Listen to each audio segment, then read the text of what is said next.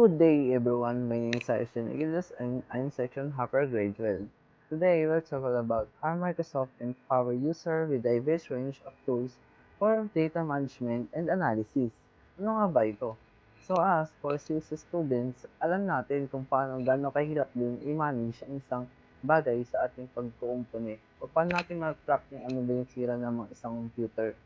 Siyempre, gumagamit tayo kadalasan ng isang manual writing na gagawa tayo ng plan para makulit natin yung data, ano ba yung sira ng isang bagay na to, then hanggang sa matapos natin ang ating trabaho. Pero dahil sa ating technology na ginagamit natin Microsoft or application, na-enhance na ito ang ating mga pwedeng gawin, no? Kunyari, ayun nga, sa pag-organize ng isang computer or paglalagay ng data sheets. So, dahil ng ano ba yung sira nito, is pwede na natin siyang i-type nung napakadali.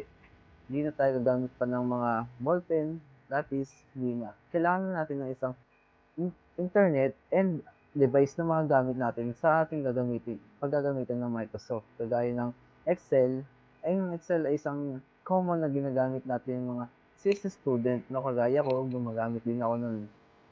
Paano nga ba natin magamit ang isang Excel na application na Microsoft? Ano ba yung importance nito?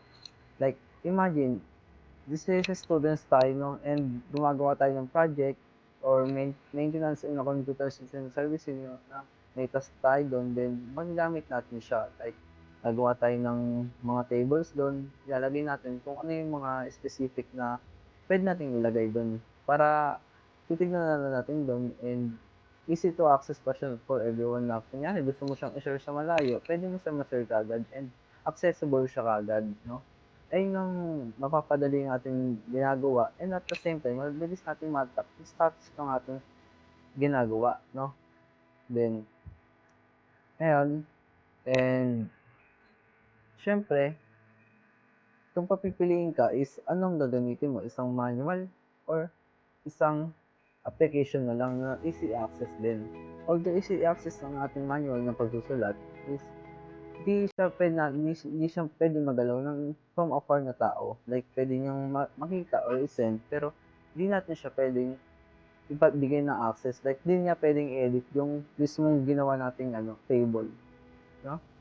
At the same time, Microsoft software, no? It's the tools for student concept na ginagamit talaga natin para ma-manage natin ng mas maayos or mas madali.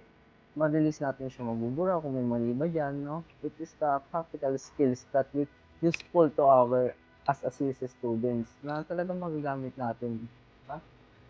Then, yun, like, gaya ng technician, doon din nila nilalagay yung mga data sheets nila na kailangan nilang ayusin. Kunyari, meron silang schedule. So, bigyan ko yung example ng ating data management sa Excel. Ito yung example niyan. So, nakikita nyo, ito yung andito lahat ng mga records and dito naman banda yung mga status, yung pangalan ng gumawa, status, etc. Yan. Yan yung itsura ng mabilis natin ma-manage ang ating database or data management. Ganito siya kadali. Yan.